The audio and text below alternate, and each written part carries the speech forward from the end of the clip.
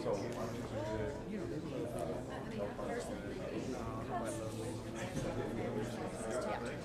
follow it. All right. See you. How are you? Terrific, terrific. Good to see you. How are you doing? You got a smile like one's on camera. Remote, how are you? What's up? Hey, come make it. I'm only here because I need to know what you're doing.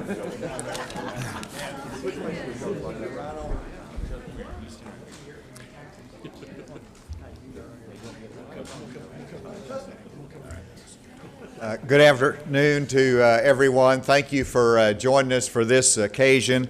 I'm glad to be joined by so many members of the Arkansas General Assembly who obviously passed this key legislation. And I want to particularly acknowledge President of the Senate, President Pro Tem Jim Hendren, as well as the Speaker of the House who's joined me today, Senator Dismang and Representative Jett, Chairman of the respective Revenue and Tax Committees, carried this legislation, did an incredible job. And I'm pleased today to sign the legislation, but let me make a comment first that, as you know, this is the third part of a three-part play. The first part was when we did the middle income tax cut of $100 million. The second part of the play was the $50 million lower income tax cut. And so 90% of all Arkansans have already benefited from a tax cut. This today is the final part of this series, which is the lowering of the income tax rate in Arkansas for individuals to 5.9%. That'll happen over the next 2 years, and this has been a great partnership with the legislative task force that worked so hard on their recommendations. We joined together. We came to an agreement on how we can get this done, and it received incredible support in a bipartisan way from our General Assembly that allowed us to pass it with a 3/4 vote. And that's a heavy lift, and it shows the strength of the support for this in the General Assembly and among Arkansans. I also would note that I just left a technology summit. There was amazing entrepreneurs there. And whenever you can tell them, some of them from Washington State, Texas, some of them from different parts of the country, that we just lowered our income tax rate in Arkansas to 5.9%, they recognize how important that is to the competitive nature of Arkansas and how this adds to our favorable climate for businesses to locate here, as well as the right way to treat the citizens who live here. These are people that might have options down the road. They have options now, but if they sell their business, you can always relocate. We're a mobile society. This helps keep them there, capital, investment, and talent here in the state of Arkansas. And finally, whenever you lower it to 5.9%, you start getting recognition nationally for what we're doing in a new tax policy in Arkansas. And here the Wall Street Journal did an editorial talking about Arkansas tax cutters. And of course, this has caught the attention of a lot of business people across the country, recognizing the direction we're going, working to make our state more competitive. What a great national message that Arkansas wants to be competitive, and the law that we're going to sign helps us to get there. With that, I wanted to invite President Pro Tem, if he had any comments, is followed by the Speaker. I don't really have a lot to add. I think we talked about it when we unveiled this, except to say I appreciate the cooperative effort of both Republicans and Democrats in the House and the Senate. It was really a collaborative effort, and I also want to thank, as the governor said, the efforts of the task force over the last year and a half. That research and that in-depth study really equipped us well for the discussions that we had about how to make Arkansas more competitive with our tax code.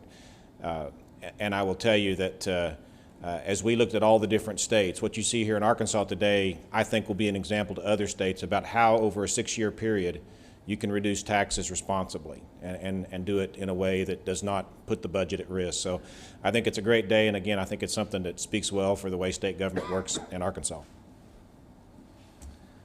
I'd just like to echo those comments. I'd like to thank Representative Jet for his sponsorship in the House and the work that he did to guide it through the House. I'd also like to thank both Republicans and Democrats for the bipartisan support that we received in the House.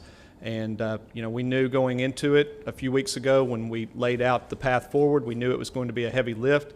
At that time, I said I was comfortable with it because I felt like it was measured and manageable. And I think that what we've seen here is the legislative process at work. So I'm very excited that we've reached the point where we're moving beyond just announcing something and we're actually able to sign a bill into law. So I look forward to that. Thank you. I had a story, Senator Dismay, you would appreciate this, that whenever the income tax was raised in Arkansas to 7%, somebody wanted to raise it to 9%, and that was blocked in the legislature. You think about where we were in the 70s and our tax policy in Arkansas that continued on until the present time into 2008, whenever we started, actually after that we actually started to lower the tax. But in the last 4 years, we've been able to lower the tax rate in Arkansas from 6.9 down to 5.9 over the next 2 years. This is a historic shift in Arkansas tax policy. And we just need to underscore the moment that what we are doing is historic in relation to what we've done in the past. It sets the right pattern for the future. With that, please join me as we sign this.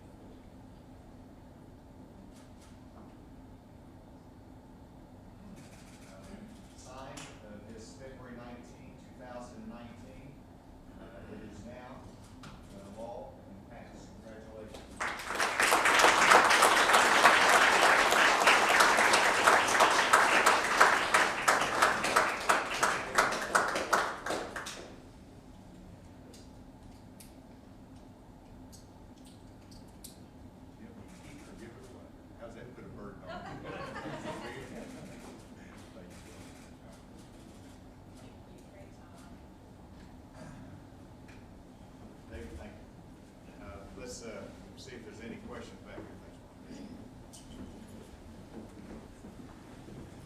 Are there any questions? Now that you've got this signed into law, I guess what are there other cuts that you're looking at for taking up this session, and kind of how are you approaching that at this point? There's other recommendations that came out of the legislative task force. I'll let the legislative leaders address that in a moment. But the first priority that I have, or the next priority, is to get our highway bill passed. And I think everybody wants to make sure that passes next before we consider additional steps that might have been recommended. So that's the next priority, but I want to invite. Well, as you recall, the task force on tax reform issued a report of about 40 pages, including several recommendations. Dropping the top income tax rate was certainly one of the highest, but there were several others. There are other pieces of legislation being crafted to implement some of those reforms. One of those pieces of legislation includes one of the task force recommendations, which was the internet sales tax. And so there is still more work to do. There were some corporate reforms that the task force recommended that I think are important to make Arkansas competitive at the corporate level as well as the individual level. And then there were some reforms about the way the tax code is administered, fairness issues between counties, standardization of some assessment criteria. So there are a lot of reforms left to do. You will see more tax bills coming. Some involve some further cuts on down the road, and some, of course, will involve the internet sales tax. When are we going to see that legislation? After the highway bill passes? Probably. I mean, we're trying to take one of these challenges at a time, and that one's going to obviously involve a lot of discussion and I'm sure negotiation as well. But I think we're going to try to get through highways and then move on to some other areas.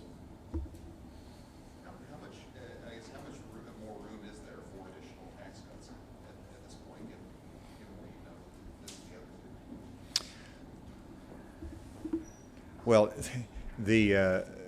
the budget that was presented allowed room for tax cuts. The first adjustment is that we did not have the adoption of the federal tax cuts and normalization of our federal code with our state code, and so that impacted us some.